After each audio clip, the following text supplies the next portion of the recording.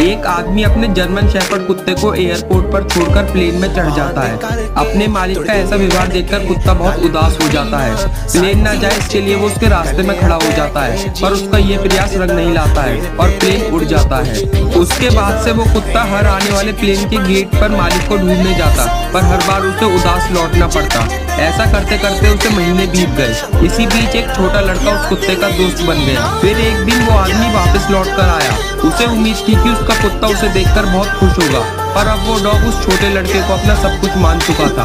आपको डॉग का डिसीजन कैसा लगा कमेंट में जरूर बताएं। Thank you for watching this video.